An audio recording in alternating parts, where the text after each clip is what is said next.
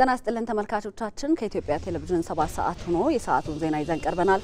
ሜሮም ምትኩ ዜናውን እየመራው አብሬያችሁ ቆይታ አድርጋለሁ። የዛሬ ዜና ትኩረታችን እንግዲህ ሰባተኛው ጠቅላላ ምርጫ የ2018 ማለት ነው በሰኞ ዕለት ይካሄዳል። እነዚህን የተመለከቱ ዘገባዎችን ነው በስፋት የምናደርሰው። አብራችሁን ነው።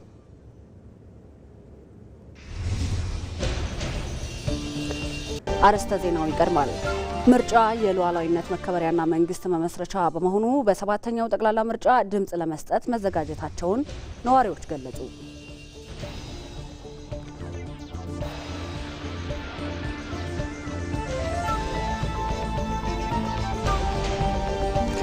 ለሰባተኛው ጠቅላላ ምርጫ የማስፈጸሚያ ቁሳቁሶችን ለምርጫ ጣቢያዎች መከፋፈል ጀምረዋል። የጣቢያ ኃላፊዎችም ቁሳቁሶችን ተረክበው ወደ የስፍራው እያጓጓዙ ነው።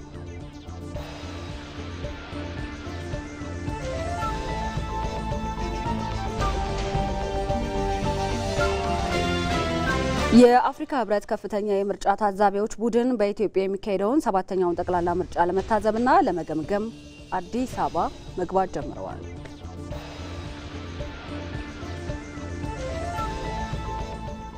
የሰዓቱ ዜና አበይት ርዕሰ ጉዳዮች ናቸው። አሁንም አብራችሁ ነው። ሰባተኛው ጠቅላላ ምርጫ ሊካሄድ እንግዲህ እነሆ 2 ቀናት ብቻ ቀርተውታል። ኢትዮጵያ ትመርጣለች የሚለው ሀረግ ከመፈክር እጅግ የላቀ ትርጉም ያለው ነው። ይህ ቃል እንግዲህ የሉዓላዊነታችንና የጽኑ ሀገረ መንግስት ግንባታችን ህያው ማሳያ ነው። የምርጫ ካርድን በሳጥን ውስጥ መጨመር ደግሞ ኢትዮጵያ የራሷን ዕጣ ፈንታ በልጆቿ እጅ የመወሰን የማያወላውል መብቷን ለዓለም በኩራት የምታወጅበት ታሪካዊ የክብር መድረኳ ነው። ይህ ሂደት የሀገራችንን የነገ አቅጣጫ በራሳችን ውሳኔ የምንቀርጽበት የማይናወጥ የሉዓላዊነት ምሰሶ ነው። የምርጫ ጉዳዮቻችን ላይ ያተኮሩ ዘገባዎችን ወደ እናንተ ማድረስ እንጀምራለን። ድምጻችንን በመስጠት የዜግነት መብትና ግዴታችንን እንወጣለን አሉ በማዕከላዊ ኢትዮጵያ ክልል የወልቂጤና የሆሳና ከተማ ነዋሪዎች። ግንቦት 24ን በጉጉት እየጠበቅነው ነው ብለዋል ነዋሪዎቹ። ሰይፉ ገብረ ጻዲቅ ሀሳብና አስተያየታቸውን እንዲያጠናግሯል። የፊታችን ሰኞ ግንቦት 24 ለሰባተኛው ጠቅላላ ምርጫ ድምጽ መስጫ ቀን ቀጠሮ የተያዘባት ዕለት።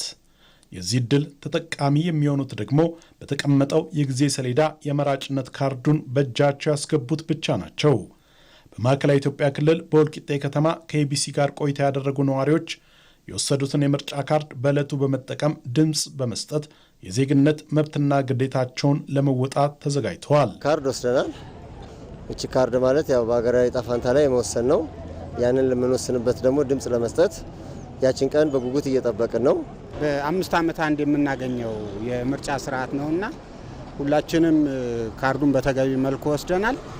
ካርዱን ደግሞ በተገቢው መልኩ ደግሞ ስራ ላይ ማዋል አለብን። ለምርጫው ሰላማዊነት ዜጎች በኃላፊነት ስሜት እንዲሰሩም ጥሪ ቀርቧል። ለምርጫ ካርዱ ወደ መምረጫ ጣቢያው ሲሄድ ይዞ በነቂስ መውጣት አለበት። ከወጣ በኋላ ደግሞ ስነ ስርዓት ይዞ ሰልፉን በአግባቡ ተጠቅሞ ድምጽ ሰጥቶ ወደ ቤቱ እንዲመለስና ጨዋነትም ከማህበረሰባችን እንጠብቃለን። ሁሉም በሰላማዊ መንገድ ምንም አይነት ኮሽታ ሳይፈጠር የሚፈልገውን ፓርቲ ለመምረጥ ወጣቱ በነቂስ እንደ ሀገር ሁሉም ወጣት የወሰደውን ካርድ በአግባቡ ተጠቅሙበት ምንፈልገውን መንግስት መርጠን ሀገራችን ሰላም ሆና የኢኮኖሚ እድገቷን፣ የፖለቲካ እድገቷን፣ የማህበረሰብ ትስስር እድገቷን አድጎ የተሻለች ኢትዮጵያን ለመገንባት ወጣቱ በደንብ መስራት አለበት ብዬ አስባለሁ። ምርጫ ሀገርና ሕዝብን ለማሻገርና ለዲሞክራሲያዊ ስርዓት ግንባታ ቁልፍ ሚና አለው። በማዕከላዊ ኢትዮጵያ ክልል የሆሳና ከተማ ነዋሪዎችም ግንቦት 24ን በጉጉት እየጠበቁ ነው። አዘጋጅቻለሁ፣ ካርድ አውጥቻለሁ። ቀኑንም በጉጉት እየጠበቁ ነው። እንደ አንድ ሀገር ዜጋ የሚበጀኝን ይሆነኛል የሚለውን ለመምረጥ ተዘጋጅቻለሁ። ሰኞ የኢትዮጵያ እድል ፈንታዋ ነው። ምርጫ ስሳተፍ ዘንድሮ ለሁለተኛ ጊዜ ነው እና በጣም በጉጉት ደግሞ ሰኞን እየጠበቅኳት እገኛለሁ እና ከመጀመሪያውን ጀምሮ ቅስቀሳ ሲደረግ የሚበጀውን ፓርቲ በራሴ መርጬ እጅግ በጉጉት ሰኞን እየጠበቅኳት እገኛለሁ። ምርጫ ማለት ዲሞክራሲ ነው። ስለዚህ ዲሞክራት ሆነ ዲሞክራሲ ለማግኘት በምርጫ መሳተፍ ግዴታ ነው። ስለዚህ በምርጫ ተሳትፌ እኔን ለነገ የሚያስተዳድረኝን ሰው አዘጋጀው ማለት ልቤን የሚያሳርፍ ነው እና ኢትዮጵያዊነቴን የሚያኮራኝ ነው። አሁን ለሁለተኛ ዙር ነው የምሳተፈው። እንደ ወጣት ማለት ግዴታዬን ለመወጣት ተዘጋጅቻለሁ። የአንድ ሰው ድምፅ ዋጋ ያለው ሲሆን የዚህ ታሪካዊ ሁነት አካል ተሳታፊ መሆንም የዜጎች አንዱ ብሔራዊ ግዴታ ነው። በአምቦ የምርጫ ክልል በሚገኙ የምርጫ ጣቢያዎች የምርጫ ቁሳቁስ ስርጭት እየተከናወነ ይገኛል። የምርጫ ቁሳቁስ ስርጭቱ በምርጫ ክልሉ በሚገኙ 105 ምርጫ ጣቢያዎች ነው እየተከናወነ የሚገኘው። ኢየሩሳሌም ሽመለስ የዲሞክራሲ ስርዓትን ማጎልበቻ መንገድ ከሆኑት አንዱ ውስጥ እንግዲህ ምርጫ ነው። ታዲያ ዜጎችም በምርጫ የሚፈልጉትን ፓርቲ ይበጀኛል ብለው ያሰቡትን ፓርቲ የመምረጥ መብታቸውን እንግዲህ በተለይ በዲሞክራሲ መብታቸው ተጠቅመው የፈለጉትን ፓርቲ የሚመርጡበት ሂደት ነው። ታዲያ ኢትዮጵያም የ2018 7ኛ ጠቅላላ ምርጫን ለማካሄድ ጥቂት ቀናቶች ብቻ ናቸው የቀሩት። በተለያዩ አካባቢዎችም የተለያዩ ዝግጅቶች ለምርጫው እየተደረጉ ነው የሚገኙት። እኔ ባለሁበት በአምቦ ከተማም ለምርጫ የተለያዩ ዝግጅቶች ስለመደረጋቸው እየተመለከትኩኝ ነው የሚገኙ። በተለያዩ የምርጫ ጣቢያዎች በከተማው በሚገኙ የምርጫ ጣቢያዎች የምርጫ ቁሳቁሶች ስርጭት እየተካሄደ ነው የሚገኘው። አኩማ አርጊታን ከነጋ ሜሻ እንደምታዩት የምርጫ ቁሳቁሶችን በየምርጫ ጣቢያዎች እያደረስን እንገኛለን። በአምቦ ምርጫ ክልል በሚገኙ ምርጫ ጣቢያዎች ዛሬ የጀመርነውን የቁሳቁስ ስርጭት በነገው ዕለትም የምንቀጥል ይሆናል። ታዲያ በከተማው ወደ 42 የሚጠጉ የምርጫ ጣቢያዎች የሚገኙ ሲሆን በእነዚህ ውስጥም የቁሳቁስ ስርጭት ተከናውኖ ታዲያ በአጠቃላይ በዞኑ ወረዳዎች የእቃ ማጓጓዙ ስርዓት የሚቀጥል ይሆናል። በመጪው ሰኞ በሚካሄደው ጠቅላላ ምርጫ ወኪሎቻቸውን ለመምረጥ የአምቦ ከተማ ነዋሪዎች ዝግጅታቸውን አጠናቀዋል። የአንድ ሰው ድምፅ ለምርጫ ዋጋ አላት ያሉት ነዋሪዎቹ አንድም ካርድ መባከን እንደሌለበት አስገንዝበዋል። የከተማዋን ነዋሪዎች ባልደረባችን ኢየሩሳሌም ሽመልስ አነጋግራለች። ኢትዮጵያን ለመሻገር ይሆንልናል ብለን ደግሞ የፈለግነው ፓርቲ እንመርጣለን።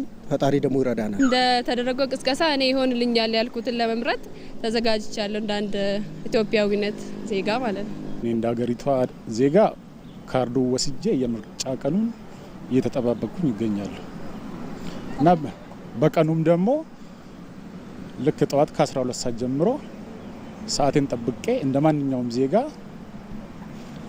የሚፈልገውን ፓርቲ ሀገሪቷን ይጠቅማል ይበጃል የሚለውን ፓርቲ ለመምረጥ ዝግጁ ነኝ። እኔ በጣም ተዘጋጅቻለሁ። በጠዋት ተነስቼ ለመምረጥ እኔ ያመንኩበትን ለመምረጥ በጣም ዝግጁ ነኝ። በጣም ተዘጋጅቻለሁ። ይሄ በተለይ እንዲህ አይነት ምርጫ መኖሩ ሀገሪቷ የዲሞክራሲ ሂደቷን እኛ ጅምር ላይ ነን። ይሄኛውን እያዳበርን ከባለፈው የዘንድሮ 7ኛው ምርጫ የተሻለ እንዲሆን በዛው ልክ ደግሞ ምርጫው በሰላማዊ መንገድ እንዲጠናቀቅ ሁሉም ዜጋ የበኩሉን ማድረግ ይጠበቅበታል። በባሌ ዞን ሮቤ ከተማ ባለፉት 6 ሀገራዊ ምርጫዎች የተሳተፉ አዛውንቶች 7ኛው ጠቅላላ ምርጫ የተሻለ ዲሞክራሲያዊ እንደሚሆን ተስፋ እናደርጋለን አሉ። አካል ጉዳተኞችና ለመጀመሪያ ጊዜ በ7ኛው ጠቅላላ ምርጫ የሚሳተፉ ወጣቶችም ይበጀናል የሚሉትን ፓርቲ ለመምረጥ ዝግጁ መሆናቸውን ተናግረዋል። ዝርዝር አለን። አስማረ ብርሃኑ። በኦሮሚያ ክልል ባሌ ዞን በ5 የምርጫ ክልሎች ዜጎች ለ7ኛው ጠቅላላ ምርጫ ተዘጋጅተዋል። የሮቤ ከተማ ነዋሪዎችም ሲናና በተሰኘው የምርጫ ክልል በ106 የምርጫ ጣቢያዎች የምርጫ ካርዳቸውን ወስደው ይበጀናል ላሉት ፓርቲ ድምፅ ለመስጠት ተዘጋጅተዋል። በሮቤ ከተማ ባለፉት 6 ምርጫዎች የተሳተፉ አዛውንቶች የቀደሙት ምርጫዎች ትምህርት እየሰጡ የሚያልፉ በመሆናቸው ይህ 7ኛው ጠቅላላ ምርጫ ደግሞ የበለጠ የተሻለ እንደሚሆን ያላቸውን ተስፋ ነግረውናል። ለዚህም ይበጀናል ያሉትን ፓርቲ ለመምረጥ መዘጋጀታቸውንም ነው የገለጹት። ከአሁን በፊት ከ1 እስከ 6 ምርጫዎች ተሳትፌ ያለሁ ብዙ ነገሮችን አይቻለሁ። አንድ የዲሞክራሲ ምንነት ቅምሻ አግኝቻለሁ። በራሳችን ፍላጎት በራሳችን ምርጫ የምንፈልገውን ፓርቲ ያሻግረናል፣ ያለማናል፣ ሰላም ያሰፍንልናል ብለን የምንገምተውን ፓርቲ ለመምረጥ ዝግጁ ነን። እንደሚሆንም ደግሞ ተስፋ እናደርጋለን። አሁን 6 ጊዜ መርጫለሁ። እኔ እንደ ግለሰብ 6 ጊዜ መርጫለሁ። 7ኛውን እየተዘጋጀሁ ነው። ካርድ ወስጃለሁ። በካርዱ ተጠቅሜ የሚሆነኝን ሰው ለመምረጥ ከነ ቤተሰቤ ከነ ልጆቼ ዝግጁ ነኝ።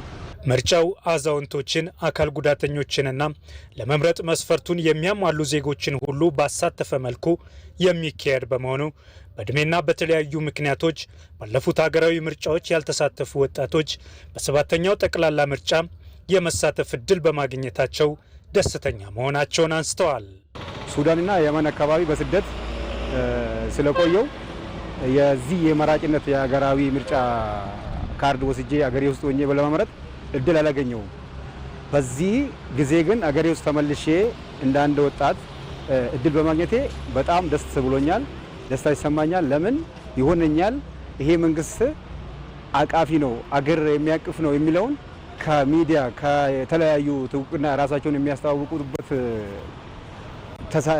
ከሰማው ይሄ ይሆነኛል የሚለውን ለመምረጥ ግዴታዬን ለመወጣት ካርድ ወስጄ ለምርጫ ዝግጁ ነኝ፣ ተዘጋጅቻለሁ። እድሜ 18 ዓመቴ ነው። ይህን እድል በማግኘቴ በጣም ደስ ብሎኛል። እኔ አሁን እንደ አሁኑ ምርጫ ላይ ይሄን እድል በማግኘቴ በፍላጎቴ ሁሉም ነገር በፍላጎቴ ካርድ ወስጄ አሁንም እንደ ሀገር ያለውበት ያገኘሁትን እድል በደስታ ይህንን ካርድ ለመጣል ወስኛለሁ። በምርጫ እርማና ኑቃን ነው። እኛ አካል ጉዳተኞች በምርጫው ንቁ ተሳትፎ ለማድረግ ተዘጋጅተናል። እኔም እንደ አንድ አካል ጉዳተኛ የመምረጥ መብቴን ለመጠቀም ቀኑን እየጠበቅኩ ነው። እውነት ለመናገር እንደ ሮቤ ከተማ የሰባተኛው ጠቅላላ ምርጫ ሂደቱ በጣም ጥሩ ነው። የሚያኮራ ስራ እየተሰራ ነው። ያለፉት ምርጫዎች አካል ጉዳተኞችን በዚህ ልክ ያሳተፉ አይደሉም። የዘንድሮ ግን በአግባቡ እያሳተፈን ነው። ይህ ሰባተኛው ጠቅላላ ምርጫ ዲሞክራሲያዊ፣ ነጻና ፍትሃዊ ሆኖ እንዲጠናቀቅ የበኩላቸውን ኃላፊነት ለመወጣት ዝግጁ ነንም ብለዋል። ይህ የኢትዮጵያ ቴሌቪዥን ነው። ምርጫውን የተመለከቱ ዘገባዎቻችን አሁንም እንደቀጠሉ ናቸው። የበረሃማዋ የአፋር ክልል ጭፍራ ወረዳ ነዋሪዎች ምርጫ ካርድ ወስደው የድምጽ መስጫ ቀንን እየተጠባበቁ ይገኛሉ። ለአርብቶ አደር አካባቢ ይበጀናል ያልነውን ለመምረጥ ተዘጋጅተናልም ብለዋል። አስተያየታቸውን ሞላ አለማየሁ አሰባስበዋል። ያው ምርጫ ካርድ ወስደናል፣ በጣም ተዘጋጅተናል። ኢንሻአላህ በቂ ዝግጅት አድርገናል ያልነው ካርዱ ወስደናል። እኛ ለአርብቶ አደር ምቹ የሚሆነው ፓርቲ ለመምረጥ ኢንሻአላህ ያው ዝግጁ ነን። ምርጫ ካርድ ወስጃለሁ።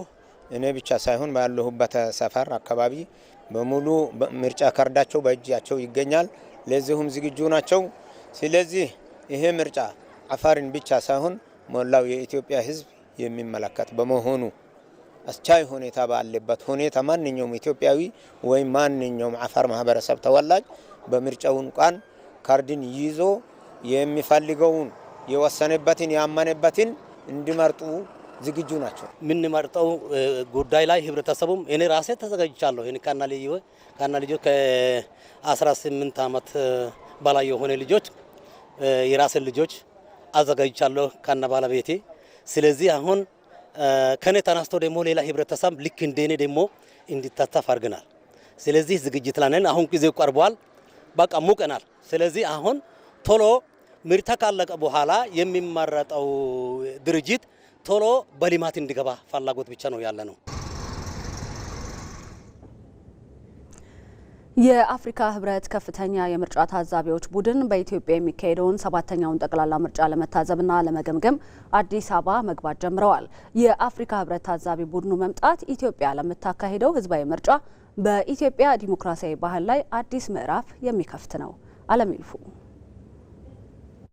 በኢትዮጵያ የሚካሄደው ሀገራዊ ምርጫ የአጠቃላይ የአፍሪካ አህጉር ትኩረት ሆኗል።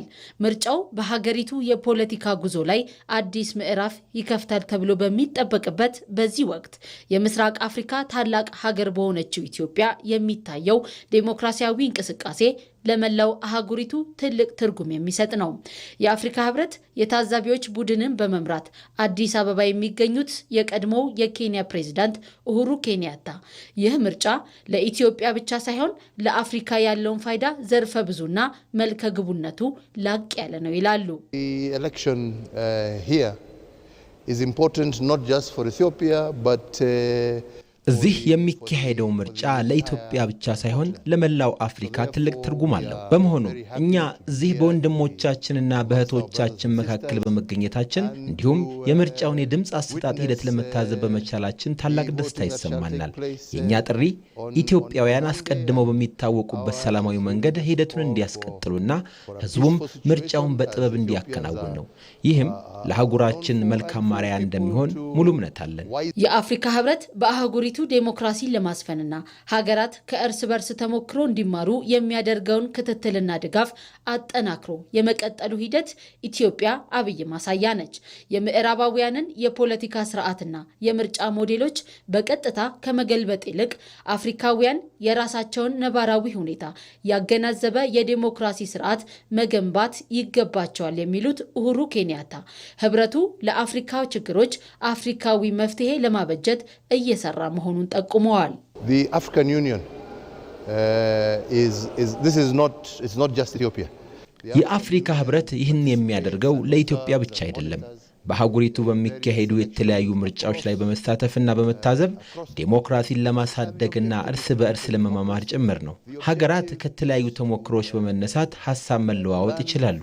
ይህም የየራሳችንን ምርጥ ተሞክሮ የምናዳብርበት አንዱ መንገድ ነው። የምርጫው ዕለት በጉጉት እየተጠበቀ ባለበት በዚህ ሰዓት ከምርጫው ማግስት የሚኖረው የሀገሪቱ የጉዞ አቅጣጫም የብዙዎች ትኩረት ነው። ይህ ምርጫ ለኢትዮጵያ የወደፊት ሀገረ መንግስት ግንባታ የሚጥለው መሰረት ምን ያህል ጠንካራ እንደሆነና የታዛቢ ቡድኑ በኢትዮጵያ ላይ ያለውን ተስፋ አዲስ ምዕራፍ ከፋች ብለውታል። Well, I think for me it's to wait and see. ምርጫው ሰላማዊ እንደሚሆን እንዲሁም ዜጎች ዲሞክራሲያዊ ፍላጎታቸውን የመግለጽ እድል እንደሚያገኙ ትልቅ ተስፋ አለኝ። በአሁን ወቅት የሚጣለው መሰረትም ኢትዮጵያ ወደፊት የሚገጥሟትን ፈተናዎች እየተጋፈጠች በምትጓዝበት ጊዜ ቀጣይ ስራዎቿን በሱ ላይ መገንባት የምትችልበት እንደሚሆን ተስፋችን የላቀ ነው። ስለዚህ የኛ ምኞት ለኢትዮጵያ መልካሙን ሁሉ መመኘት ብቻ ነው። ይህ ታሪካዊ ሂደት ኢትዮጵያን ወደ ተሻለ የእድገት ምዕራፍ እንደሚያሻግራት በመላው አፍሪካ ትልቅ ተስፋ ተጥሎበታል። የጉለሌ ክፍለ ከተማ ምርጫ ክልል 11 የምርጫ ቁሳቁስ ስርጭት እየተደረገ ነው። በክፍለ ከተማው 182 የምርጫ ጣቢያዎች ይገኛሉ። መቅደላዊ ደረጀ አሁን የምንገኘው በጉለሌ ክፍለ ከተማ ምርጫ ክልል 11 ውስጥ ነው። እዚህ ምርጫ ክልል 11 ውስጥ 4 ወረዳዎች አሉ። ወረዳ 1፣ ወረዳ 2፣ ወረዳ 3 እንዲሁም ወረዳ 6 በዚህ የምርጫ ክልል ውስጥ ነው የሚገኙት። ዛሬ እንግዲህ የእቃ ስርጭት እየተደረገ ነው፣ የቁሳቁስ ስርጭት እየተደረገ ነው። እኛ የተገኘ ነው። በርካታ ባለሙያዎች ስራቸውን እየሰሩ ይገኛሉ። በጉለሌ ክፍለ ከተማ እንዳጠቃላይ እንደ ክፍለ ከተማው 182 የምርጫ ጣቢያዎች ነው ያሉት። በዚህ በምርጫ ክልል 11 ውስጥ ደግሞ ወደ 71 የምርጫ ጣቢያዎች አሉ። ዛሬ ስርጭት የተደረገ የሚገኘው ወደ 71 የምርጫ ጣቢያዎች ነው። እነዚህ ቁሳቁሶች ሰማያዊው እዚህ ጋር የምትመለከቱት የሳጥን የምርጫ ቁሳቁስ የሚቀመጥበት ሳጥን ነው። እዚህ ጋር መረጃዎች አሉ። ጉለሌ ክፍለ ከተማ ላይ እንደሆነ የምርጫ ክልሉ 11 እንደሆነ እንዲሁ የሚገባበት የምርጫ ጣቢያ ደግሞ ወረዳ 1 ምርጫ ጣቢያ እንጦጦ ፋና ሸማች አካባቢ ያለ ምርጫ ጣቢያ ነው የሚገባው። ይሄ የምርጫ ቁሳቁስ መያዣ ነው። እዚች ጋር የምታዩት ነጩ ደግሞ የድምጽ መስጫ ሳጥን ነው። ይሄ በየምርጫ ጣቢያው 3 ይቀመጣል ማለት ነው። ዛሬ የሚሰራጨው ለሁሉም የምርጫ ጣቢያዎች 3 ሳጥኖች ይሰራጫሉ። እዚች ጋር የምትመለከቱት ደግሞ ድምጽ መስጫ ሚስጥራዊ ቦክስ ነው። የመከለያ በመራጩ ሕዝብ ወደ ምርጫ ጣቢያ ሲገኝ በዚህ ሳጥን ተከልሎ ያው ምስሉን በደንብ ታውቁታላችሁ። አሁን ላይ ታጥፎ ስለሚቀመጥ ነው እንጂ በዚህ የምርጫ መከለያ ድምጽ መስጫ መከለያ ውስጥ ሆኖ ድምጽ መስጠት ይቻላል። ይሄም በተመሳሳይ እንደ ድምጽ መስጫ ሳጥኑ 3 ለየምርጫ ጣቢያዎቹ የሚከፋፈል ነው የሚሆነው። አሁን እንግዲህ የምንገኝበት ቀደም ሲል እንደነገርኳችሁ ምርጫ ክልል 11 ነው። ወደ 71 የምርጫ ጣቢያዎች ነው የሚሰራጨው አሁን ላይ ቁሳቁሱ። አንዱ ምርጫ ጣቢያ ላይ ደግሞ እንሄድና የምናስመለክታችሁ ይሆናል ማለት ነው። ወረዳ 3 አጼና አኩሎተ አብ ምርጫ ጣቢያ ደርሰናል። እዚህ ምርጫ ጣቢያ የምርጫ ቁሳቁሶች ገብተዋል። አስፈላጊውን የጸጥታ ኃይሎች ትብብር እንዲሁም ደግሞ ጥበቃ በታከለበት መልኩ ነው ምርጫ ጣቢያ የገባው። ወደ ውስጥ ገብተን ደግሞ ምን ይመስላል የሚለውን እንመለከታለን። ቀደም ሲል እንደነገርኳችሁ ተመልካቾች ወረዳ 3 ምርጫ ጣቢያ ላይ የምንገኘው እቃዎች ገብተዋል። የምርጫ ቁሳቁስ የያዘው ሳጥን እንዲሁም ደግሞ የድምጽ መስጫ ሳጥን፣ የድምጽ መስጫ መከለያ ሚስጥራዊ ሳጥንም በዚህ መልኩ ገብቷል። የዚህ የወረዳ 3 የምርጫ አስፈጻሚም ይህንን ቁሳቁሶች መረከቡን በፊርማው አረጋግጦ እቃውን ተረክቧል ማለት ነው። አሁን የሚጠብቁት ግንቦት 24ን የምርጫ የድምጽ መስጫ ቀኑን ነው ማለት ነው። በወረዳ 3 አጼና አኩቶ ለአብ ምርጫ ጣቢያ የተደረገው ዝግጅት ይህን ይመስላል። ከጀርባዬም እየተመለከታችሁት እንዳለው ይህ አዳራሽ ግንቦት 24ን መራጮችን እየተጠባበቀ ይገኛል። በእለቱ በመገኘት ለኢትዮጵያ የዲሞክራሲ ልምምድ ድምጽውን ያጽኑ፣ ለሀገረ መንግስት ግንባታ መሳካትም ደግሞ አሻራውን እንዲያሳርፉ ጥሪ እናቀርባለን። ሰባተኛውን ጠቅላላ ምርጫ ለማካሄድ 2 ቀናቶች ብቻ ቀርተውታል። በየአካባቢው ለምርጫው የሚደረጉ ቅድመ ዝግጅቶች ተጠናክረው ቀጥለዋል። በአቃቂ ቃሊቲ ክፍለ ከተማ የሚገኘው ባልደረባችን ሳምሶን ገድሉ በክፍለ ከተማው ባሉ የምርጫ ጣቢያዎች ተዘዋውሮ ቅድመ ዝግጅቱ ምን እንደሚመስል ሊነግረን በቀጥታ መስመር ላይ ነው የሚገኘው። እንዴት ቆየ ሳምሶን? አንተ ባለህበት አካባቢ እየተደረገ ያለው የምርጫ ቅድመ ዝግጅት ምን ይመስላል? የተመለከትከውን ብታካፍለን። አመሰግናለሁኝ። እንግዲህ እኔ ባለሁበት በዚህ በአቃቂ ቃሊቲ ክፍለ ከተማ ላይ እንግዲህ ከማለዳው ጀምሮ የምርጫ ቁሳቁሶች ወደ የምርጫ ጣቢያዎቻቸው እየደረሱ የነበሩት እንግዲህ አሁንም ድረስ እንግዲህ ከዚህ በኋላም የምርጫ ቁሳቁሶች የማድረሱ ስራ የሚቀጥል ነው የሚሆነው።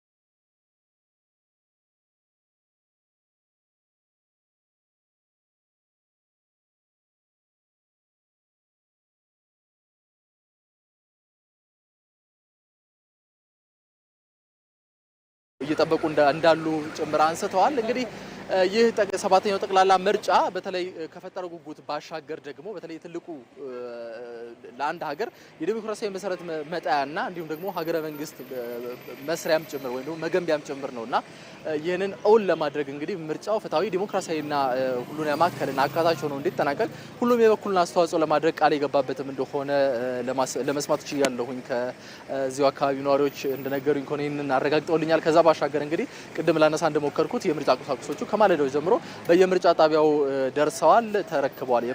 በየምርጫ ጣቢያው ደግሞ ያሉ ምርጫ አስፈጻሚዎች ደግሞ ይህንን የደረሳቸውን ቁሳቁስ ደግሞ ተረክበው አስቀምጠውታል። ስለዚህ ከነገ ጀምሮ ደግሞ ሌሎች ቀሪ ስራዎች ነገ ላይ የሚደረጉ ናቸው የሚሆኑት። እንግዲህ የምርጫው እለት ደግሞ ሁሉም በጉጉት የሚጠብቀው ነውና የምርጫውን እለት ደግሞ ሌሎች ቀሪ ስራዎች ተሰርተው በማለዳ እንግዲህ የምርጫ ሂደቱ የሚጀምር ነው የሚሆነው። ለዛ እንግዲህ የምርጫ ጣቢያዎቹ አስፈጻሚዎች እንግዲህ ዝግጁ መሆናቸውን ጭምር አንስተውልኛል። ለሰዓቱ ያሉኝ መረጃዎች እነዚህን ይመስላሉ።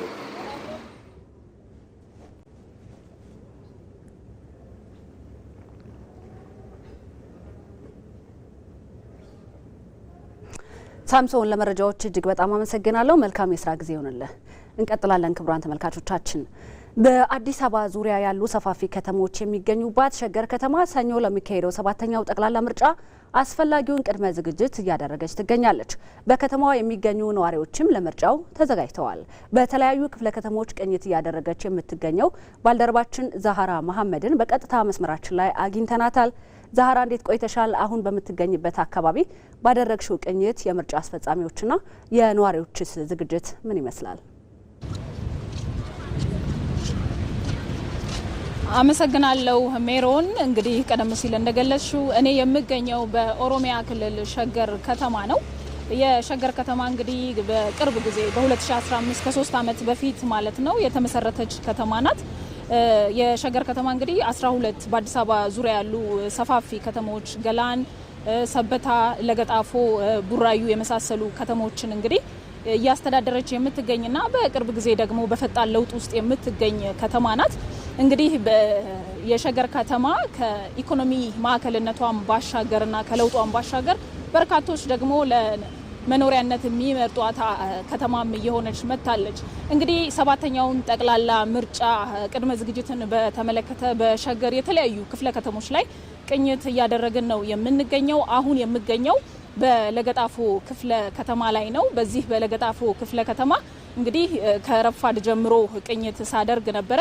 እንዳጠቃላይ ግን በሸገር ከተማ በ6 የምርጫ ክልሎች ክፍለ ከተሞችና ወረዳዎች እንዲሁም የገጠር ቀበሌዎችን ጨምሮ አጠቃላይ 926 የምርጫ ጣቢያዎች ይገኛሉ።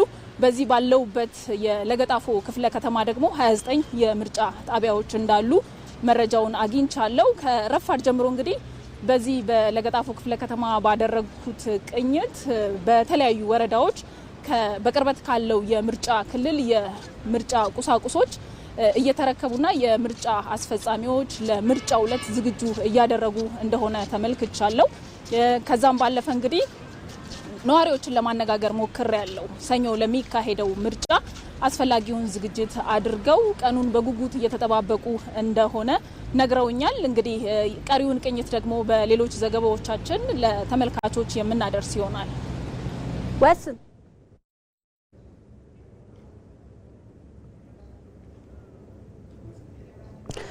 ዛራ ላደረሽን መረጃ እጅግ በጣም እናመሰግናለን። መልካም ጊዜ ይሆንልሽ። ተመልካቾቻችን እንቀጥላለን። በደብረ ብርሃን ምርጫ ክልል ጽህፈት ቤት ምርጫ ጣቢያዎች የምርጫ ማስፈጸሚያ ቁሳቁስ ስርጭት እየተከናወነ ነው። የምርጫ ጣቢያ ኃላፊዎችም በምርጫ ክልል ጽህፈት ቤቱ በመገኘት የምርጫ ቁሳቁሶችን ተረክበው ወደ ምርጫ ጣቢያዎች እየወሰዱ ነው። ሪፖርተራችን ብሩክ ተስፋዬ የምርጫ ማስፈጸሚያ ቁሳቁስ ስርጭቱን በተመለከተ ከደብረ ብርሃን ተከታዩን ዘገባ አድርሶናል። በሰለጠነ መንገድ የፖለቲካ ባህልን ለመገንባትና የዲሞክራሲያዊ ስርዓትን እውን ለማድረግ በጉልበት ሳይሆን በሀሳብ የበላይነት ማመን ተቀዳሚው ተግባር ነው። ግንቦት 24 2018 ዓ.ም የሚካሄደው 7ኛው ጠቅላላ ምርጫ ድምጽ የመስጠት ሂደት ብቻ ሳይሆን የሀገረ መንግስት ግንባታው አንዱ አካል ተደርጎ ተወስዷል። ከ54 ሚሊዮን በላይ ኢትዮጵያውያን ለመራጭነት ተመዝግበዋል። በመላ ሀገሪቱ 52000 የምርጫ ጣቢያዎችም ተቋቁመዋል። ከእነዚህ መካከል አንዱ በሆነው በደብረ ብርሃን ምርጫ ክልል ጽህፈት ቤት ተገኝተናል። በዚህ የምርጫ ክልል ጽህፈት ቤት የምርጫ ቁሳቁስ ስርጭት እየተከናወነ ነው የሚገኘው። አጠቃላይ ሂደቱን ወደ ውስጥ ገብተን እንመልከት።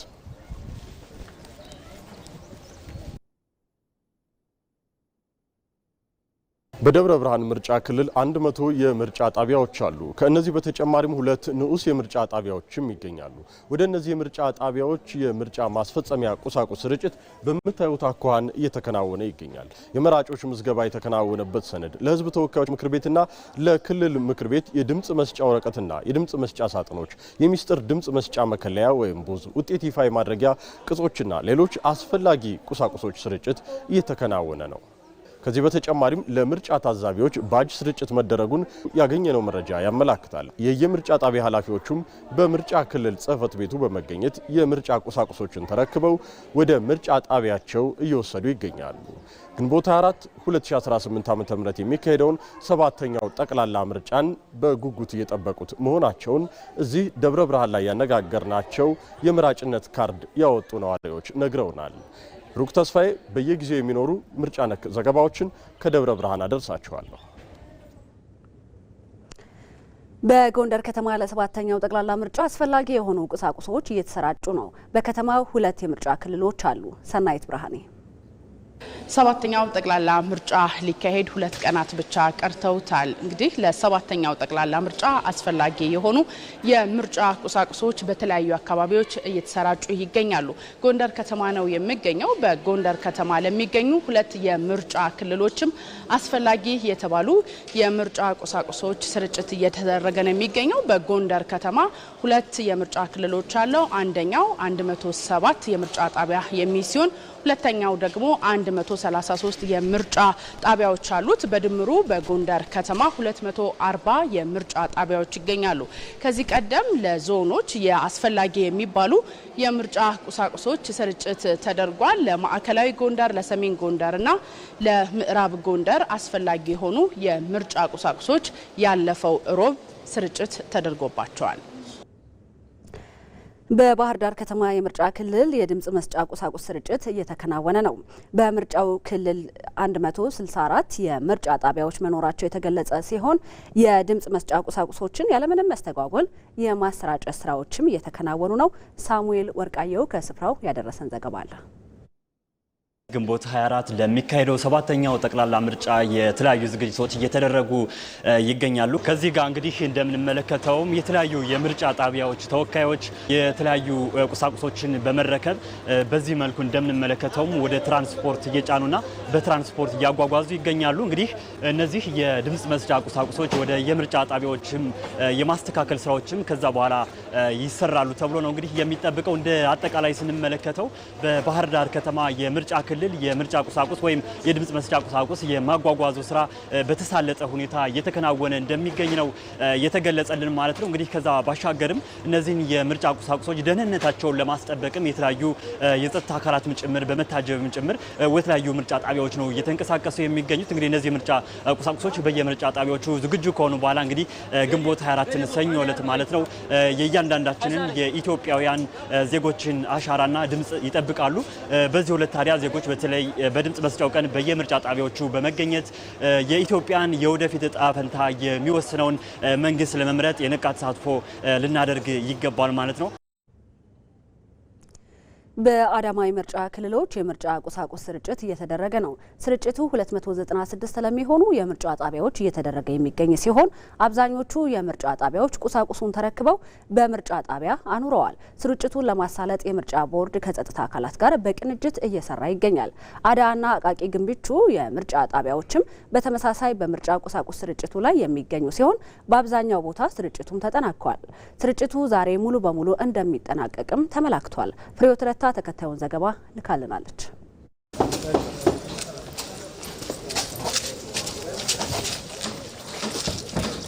ምርጫው ሊከናወን 2 ቀናት ብቻ ነው የሚቀሩት። በእነዚህ 2 ቀናት ውስጥ እንግዲህ በተለያዩ የምርጫ ክልሎች የምርጫ ቁሳቁሶችን ወደ ምርጫ ጣቢያዎች እየተንቀሳቀሱ ይገኛሉ፣ እየተሰራጩ ይገኛሉ። ዛሬም የሚገኝበት የአዳማ አንድ የምርጫ ክልልም በስሩ ለሚገኙ የምርጫ ጣቢያዎች 202 ለሚሆኑ የምርጫ ጣቢያዎች የቁሳቁስ ስርጭት እያደረገ ነው የሚገኘው። የቁሳቁስ ስርጭት የጀመርነው ትናንትና ነው።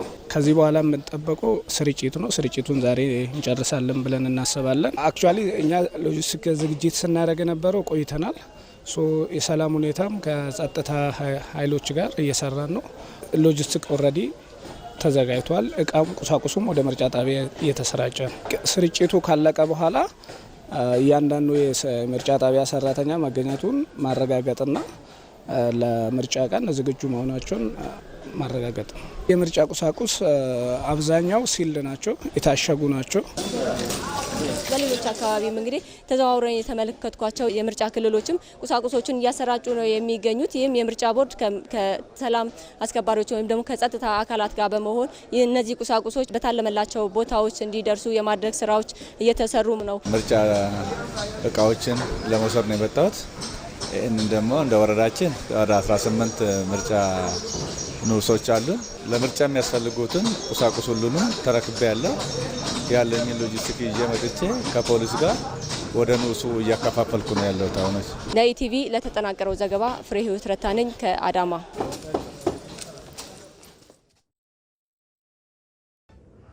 የዕለተ ቅዳሜ ቀን 7 ሰዓት ዜናችን አሁንም እንደቀጠለ ነው። 7ኛው ጠቅላላ ምርጫ ከዚህ በፊት ከነበሩ ምርጫዎች የበለጠ መራጮች የተመዘገቡበት ነው። በተለያዩ አካባቢዎች የሚኖሩ ዜጎችም ድምጽ የሚሰጡበትን ቀን እየተጠባበቁ ነው። በአፋር ክልል የአርብቶ አደር መንደር ነዋሪዎችም ለመራጭነት ተመዝግበው አንድ ድምጽ ያለውን ዋጋ በመረዳት ለምርጫ ዝግጁ መሆናቸውን ይገልጻሉ። ባየሙላት ዝርዝር ልኮልናል። የፊታችን ሰኞ ግንቦት 4 ቀን 2018 ዓ.ም ለሚካሄደው 7ኛው ጠቅላላ ምርጫ በሀገራችን ከስካሁኑ ምርጫዎች በተለየ መልኩ ከፍተኛ ቁጥር ያለው ሕዝብ የመራጭነት ካርድ አውጥቶ እለቱን እየተጠባበቀ ነው የሚገኘው። አሁን በምንገኝበት በአፋር ሰመራ ሎጊያ አካባቢም የአርብቶ አደሩ ማህበረሰብ ቀደም ብሎ የምርጫ ምዝገባ አድርጎ ለመምረጥ ተዘጋጅቷል። እንዴት አለ? ሰላም ነው። ባይ ሙላት እባላለሁ። የኢቲቪ ጋዜጠኛ ነኝ። እኔ አህመድ መሐመድ ሃሩን እባላለሁ። ሰመራ ሎጊያ መሀል አካባቢ ላይ ኡዱዳይቶ የሚባሉበት ቦታ አርብቶ አደር ማሪ ነኝ። ካርድ አውጥተሃል። ድምጽ ለመስጠት ዝግጅት ምን ይመስላል? ካርድን አውጥተናል። ሬዲ ሆነን ዝግጅት ሆነን እየጠበቅን ነው። በሰላምና በጸጥታ ደህንነት እየጠበቅን በምርጫ ለመካሄድ በሰላም እንዲጨረስ ዝግጁ ነን። ሬዲ ሆነን እየጠበቅን ነው። በምርጫው በከተማውም በገጠሩም ያለው ሁሉም ማህበረሰብ በንቃት እየተሳተፈ ነውና የእናንተስ የአርብቶ አደሩ ተሳትፎ ምን ይመስላል? የአርብቶ አደሩ ከከተማ ከፍተኛ ፍላጎት አለ ብዬ እንገምታለን። ከበፊቱም እንደዛ ነበር የምንመርጠው። አሁን ኮሮጆ መጥተው በስነ ስርዓት ካርድ አውጥተን በሬዲዮ ሆነን እየጠበቅን ሙሉ ተሳታፊነትና ፍላጎት እኛም አለን። ምርጫ ስትመርጥ የመጀመሪያ ነው ወይስ ከዚህም በፊት መርጠሃል? ከዚህ በፊት ብዙ መርጠናል።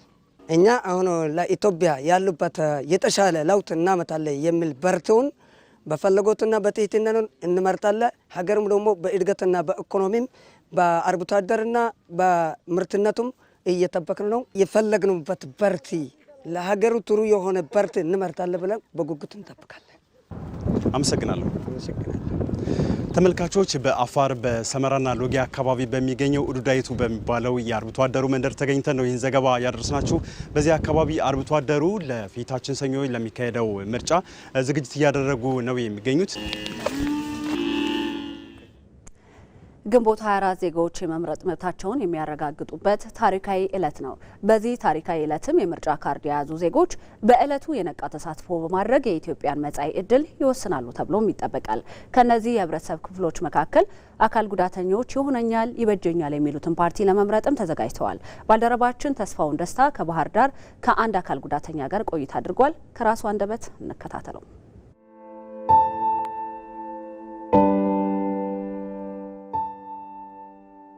ስሜ ተግነው ተሾመ እባላለሁ። የባህር ዳር ከተማ ነዋሪ ነኝ።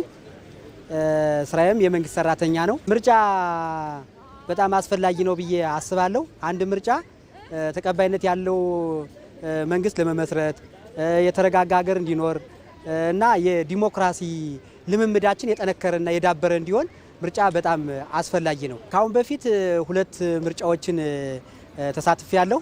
አሁን 3ኛዬ ነው። ካሁን በፊት የነበሩት ለዊልቸር ተጠቃሚዎች ወይም ማንኛውም ለአካል ጉዳተኞች ምቹ ነው ብዬ አላስብም።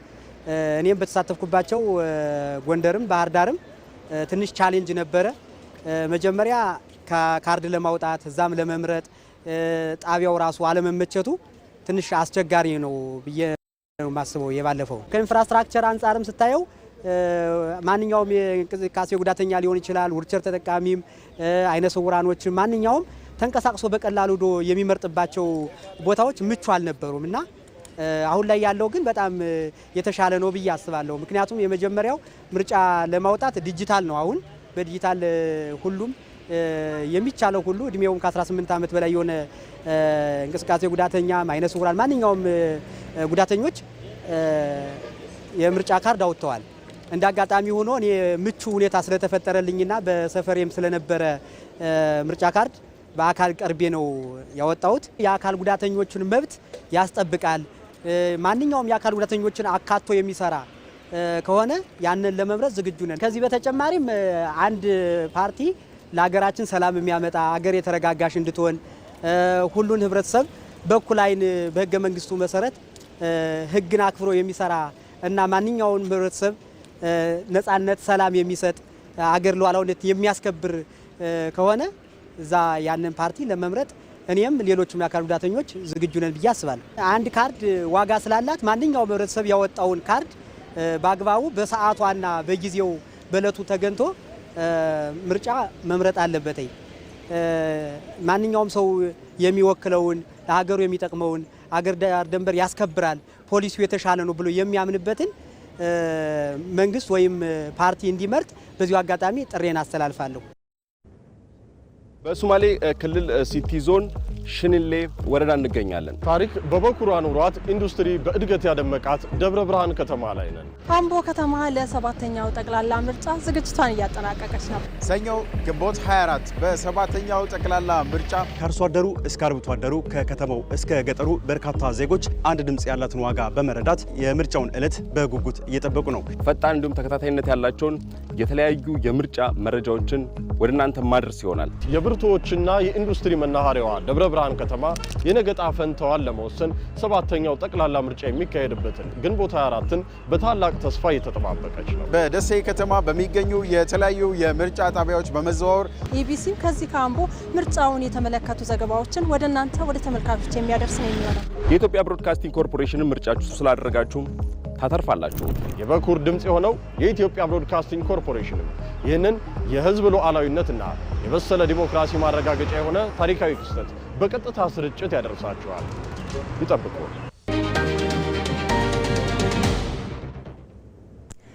ይህ የኢትዮጵያ ቴሌቪዥን ነው። በምርጫው የነቃ ተሳትፎ በማድረግ ለሀገርና ሕዝብ ዘላቂ ተጠቃሚነት የሚተጋ ፓርቲ ለመምረጥ መዘጋጀታቸውን በደቡብ ምዕራብ ኢትዮጵያ ሕዝቦች ክልል የዳውሮ ዞን ነዋሪዎች ገልጸዋል።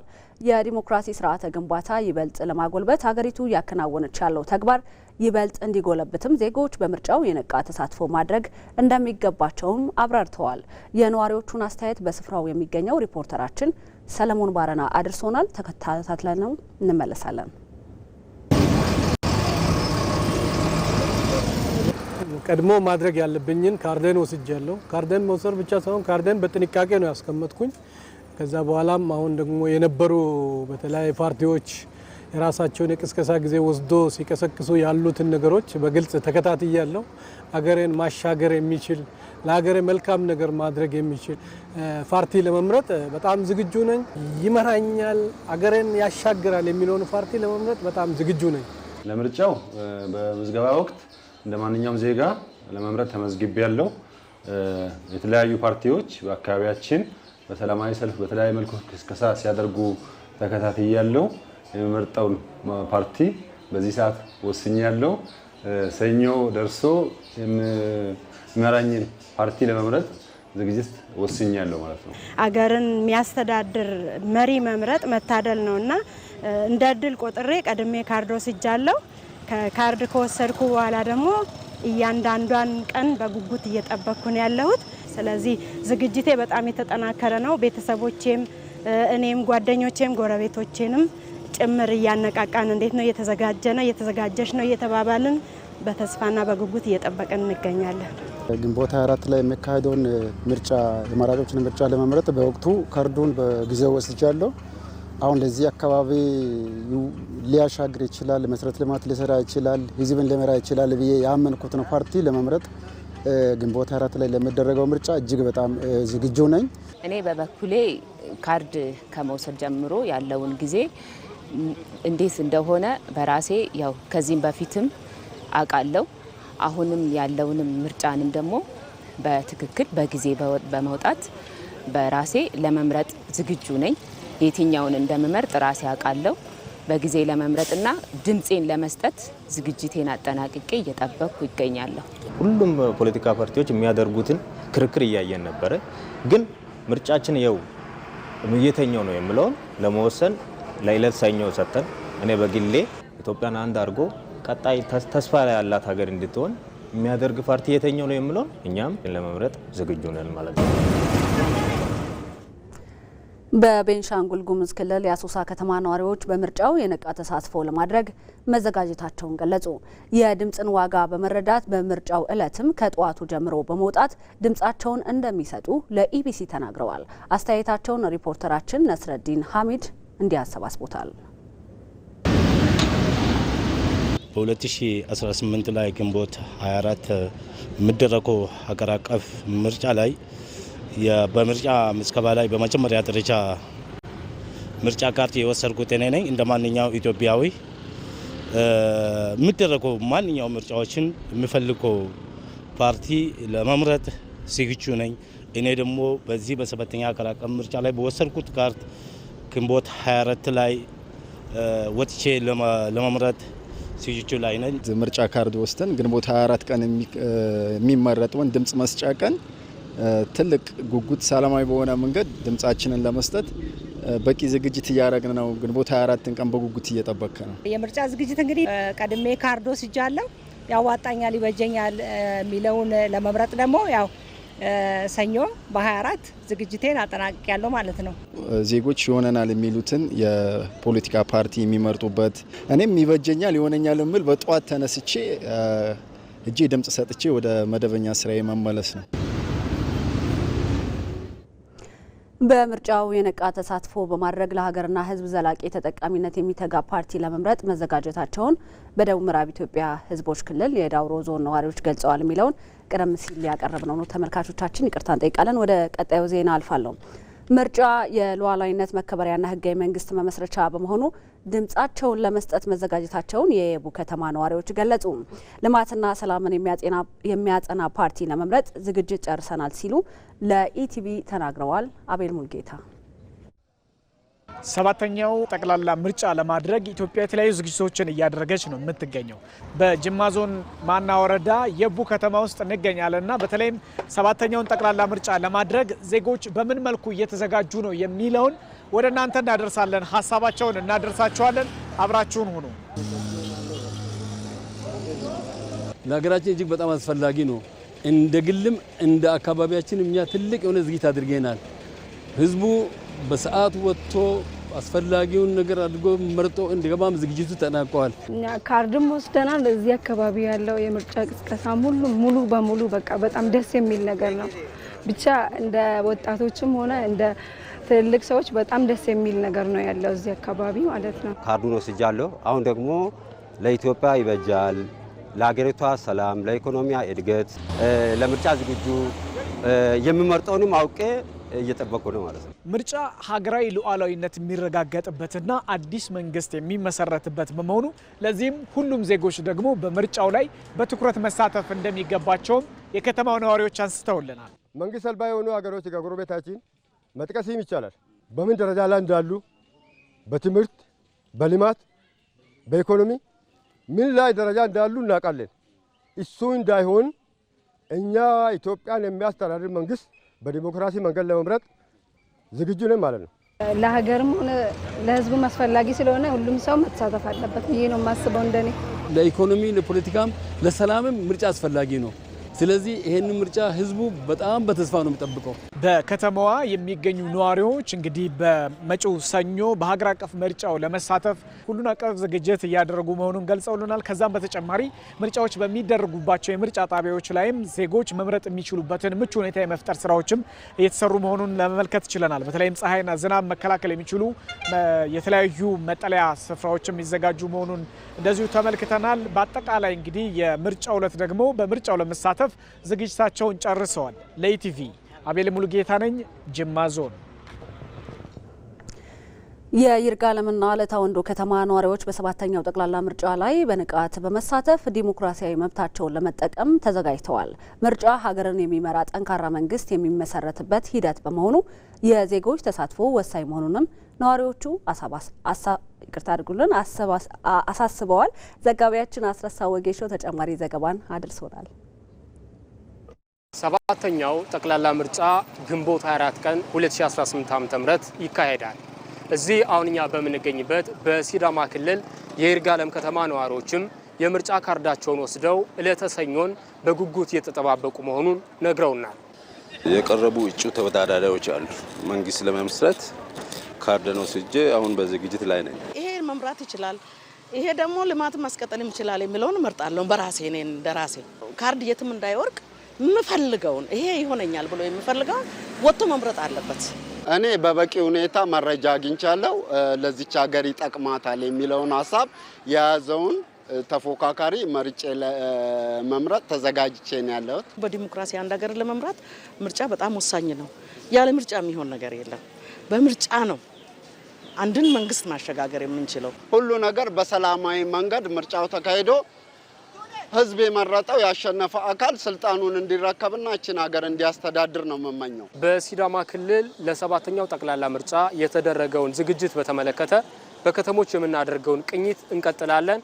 ከይርጋለም በተጨማሪ በሌሎች ከተሞች ምን ይመስላል የሚለውን ደግሞ እየተንቀሳቀስ እንመለከታለን። ተመልካቾቻችን አሁን ደግሞ በሲዳማ ክልል አለታ ወንዶ ከተማ ላይ እንገኛለን። የዚህ ከተማ ነዋሪዎችም ለሰባተኛው ጠቅላላ ምርጫ የወሰዱትን ካርድ ትርጉም ሰጥተው ለሀገርና ለሕዝብ ይበጃል ያሉትን ፓርቲ ለመምረጥ ግንቦት 24ን በጉጉት እየተጠባበቁ መሆኑን ነግረውናል። ካርድ ወስጃለሁ። ካርድ ወስጄ አሁን ደግሞ ነገ ሀገሪቷን ይመራል የሚለውን ፓርቲ ለመምረጥ ዝግጁ ነኝ።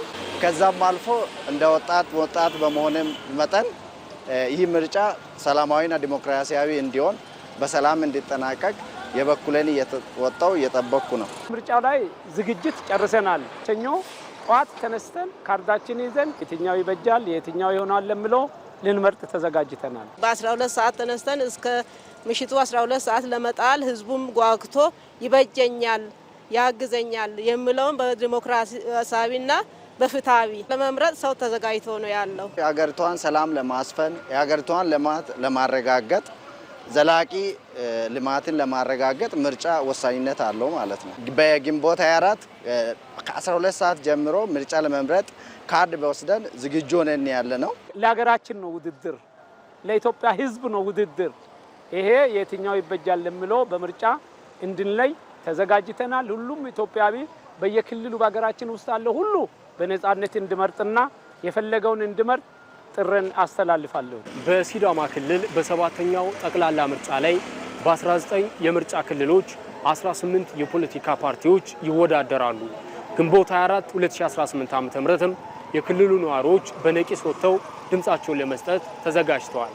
ለኢትዮጵያ ቴሌቪዥን ለተጠናቀረው ዘገባ አስረሳው ገሽ ከመልእክቶች በኋላ ተመለስን። ተመልካቾቻችን ሰባተኛውን ጠቅላላ ምርጫ የተመለከቱ ዘገባዎቻችን አሁንም በቀጥታ ስርጭት ወደ እናንተ መድረሳቸውን ቀጥለዋል። በደቡብ ምዕራብ ኢትዮጵያ ሕዝቦች ክልል ቦንጋ ከተማ ያነጋገርናቸው ነዋሪዎች ምርጫ ትልቅ ሀገራዊ ሁነት መሆኑን በመረዳት በንቃት ለመሳተፍ ተዘጋጅተዋል። ባለፉት ምርጫዎች ተሳታፊ የነበሩና ለሰባተኛው ጠቅላላ ምርጫ የመራጭነት ካርድ የወሰዱ የቦንጋ ከተማ ነዋሪዎች ምርጫው ሰላማዊና ዲሞክራሲያዊ ሆኖ እንዲጠናቀቅ የበኩላቸውን እንደሚወጡም አረጋግጠዋል። ሪፖርተራችን ሩት ወርቁ ከነዋሪዎቹ ጋር ቆይታ አድርጋለች። በሀሳብ የበላይነት የሚያምን ትውልድና በህግ የበላይነት የሚመራ ስርዓት ለመገንባት ምርጫ እድል ይሰጣል። ሰባተኛው ጠቅላላ ምርጫም ከስልጣን ፉክክር ባለፈ እንደ ሀገር በጋራ የመቆምና ልዩነቶችን በድምጽ ካርድ የመፍታት ብስለት የሚመዘንበት ነው። በደቡብ ምዕራብ ኢትዮጵያ ሕዝቦች ክልል ከቦንጋ ከተማ ነዋሪዎች ጋር የምርጫውን ዝግጅት በተመለከተ ቆይታ አድርገናል። መምህር ዛሬ ወልደ ሰንበት ይባላለሁ። በከፋ ዞን በብሻ ሁለተኛ ደረጃ ትምህርት ቤት የስነ ህይወት ወይም የባዮሎጂ መምህር ነኝ። ምን ያህል ያገለገሉ? ዛሬ አሁን 2018 ላይ 26ኛ ዓመትን እያገለገልኩ። ከዚህ በፊት በምርጫ እስኪ ምን ያህል ጊዜ ምርጫ የተሳታፊ ሆነዋል? ምርጫ ላይ አሁን 4ኛ ጊዜ ነው የሚሳተፈው። ምርጫው እንደ ሀገር 7ኛ ጊዜ የሚከናወን ቢሆንም አሁን 4ኛ ጊዜ ነው የተሳተፍኩ። እስኪ እንደ እርሶ 4 ጊዜ ምርጫ ተሳታፊ ያለው ብለውኛል እና እስኪ ለአንድ ሀገር ምርጫ አስፈላጊነቱን እስኪ እንዴት ይገልጹታል እርሶ? አንዳንድ ጊዜ ምርጫን ከዚህ ከፓርቲዎች ጋር ማገናኘት አለ። ምርጫ አንደኛው ዲሞክራሲን ኤክሰርሳይዝ ወይም የምንለማመድበት ነው። ዲሞክራሲ ምን እንደሆነ ምን እንደሚመስል ዳይሬክትሊ የምንለማመደው በዚህ በምርጫ ነውና ምርጫ አንዱ ዲሞክራሲ ለመለማመድ በጣም ወሳኝ ነው። ከዛ ውጪ ግን በምርጫ አማካኝነት ድምጽ መስጠት ራሱ አንድን መንግስት ለማቆም እኔ የመረጥኩትን ወይም ዜጋ የመረጠውን መንግስት ለማቆም ለአንድ ሀገር በጣም ወሳኝ ነው ምርጫ። መልእክት ማስተላለፍ የሚፈልገው አንደኛ ድምጻቸውን ማባከን የለባቸውም። ካርድ ማለት በአሁን ጊዜ እንግዲህ በዚህ በ2 ወይም በ3 ቀን ውስጥ ለነሱ ትልቅ ዋጋ ያለው ድምጽ ስለሆነ ካርዳቸውን ወይም ድምጻቸውን ማባከን የለባቸውም። አዳላይ ከረው እባላለሁ። እሱ የቦንጋ ከተማ ነዋሪ ነውና ከዚህ በፊት ምርጫ ተሳትፈው ያውቃሉ? ምን ያህል ጊዜ ምርጫ መርጠዋል ከዚህ በፊት? እስኪ ቁጥሩን ባላስታውስም የነበረው ምርጫ ተካፍያለሁ። ምርጫ ካርድ ከወሰድን ልንመርጠው በእለቱ በግንቦት 4 ቀደም ብለን ተገኝተን በእጃችን ያዝነውን ካርድ ድምጻችንን መብታችን ተጠቅመን የምንፈልገውን ፓርቲ ሀገር ይመራል ያሰብነውን በነቂስ ወጥተን መምረጥ አለብን። እኔም እንደዛ ተዘጋጅቻለሁ። መከልከል ያለበትን ድምጹን ከልክለው መስጠት ላለበት ድምጹን ሰጥቶ የመንግስት ስልጣን ሽግግር ሲያደርግ ለሀገር ለውጥም ለእድገትም ጥሩ ነው ብዬ ስለማስብ ህዝቡ በዚህ ዙሪያ መሳተፍ አለበት ብዬ በነቂስ መሳተፍ አለበት ብዬ ነው ማምነው። የፌዴራል ፖሊስ 7ኛው ጠቅላላ ምርጫ በስኬት እንዲጠናቀቅ በቴክኖሎጂ የታገዘ ጥበቃ ለማድረግ ተዘጋጅቷል። የኢትዮጵያ ፌዴራል ፖሊስ 7ኛው ጠቅላላ ምርጫ ሙሉ በሙሉ ሰላማዊ፣ ነጻና ፍትሐዊ ሆኖ እንዲጠናቀቅ ዘመናዊ ቴክኖሎጂዎችን ያካተተ የተቀናጀ የደህንነት ዝግጅት ስለማጠናቀቁ አስታውቋል። የምርጫውን ሂደት ከመጀመሪያው እስከ መጨረሻው በበላይነት ለመከታተልና ለማስጠበቅ የጸጥታ ኃይሉ በልዩ ትኩረት እየሰራ ይገኛል። በዘንድሮ ምርጫም የዜጎችን ደህንነት ይበልጥ አስተማማኝ ለማድረግና ሊያጋጥሙ የሚችሉ የጸጥታ ችግሮችን አስቀድሞ ለመከላከል ዘመናዊ የቴክኖሎጂ ውጤቶች ስራ ላይ ውለዋል። በዚህ ጉዳይ ላይ ተጨማሪ መረጃ ሊሰጠን ባልደረባችን ሳምሶን በላይ በቀጥታ መስመራችን ላይ ነው የሚገኘው። እንዴት ቆይተሃል ሳምሶን? የፌዴራል ፖሊስ ለምርጫው ዝግጅት ያደረጋቸው ዋና ዋና የቴክኖሎጂ ትግበራዎች ምንድን ናቸው?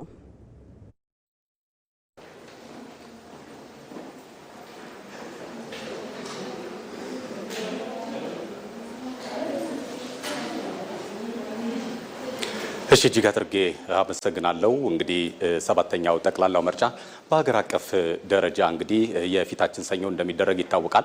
ከዚሁ ጋር በተገናኘ እንግዲህ በተለያዩ የሀገራችን ክፍሎች የሚገኙ የምርጫ ቦርድ አካላት እንግዲህ ምርጫው በጥሩ ሁኔታ እንዲሄድ ወይም ውጤታማ ምርጫ እንዲሆን ለማድረግ ያላሰለሰ ጥረት እያደረጉ ይገኛሉ። እንግዲህ አጠቃላይ ምርጫው የፊታችን ሰኞ ይደረጋል። ከዚህ ጋር በተገናኘ የሰላምና የጸጥታ ሁኔታን በተመለከተ ደግሞ የኢትዮጵያ ፌዴራል ፖሊስ የተለያዩ እንቅስቃሴዎችን እያደረገ ነው የሚገኘው።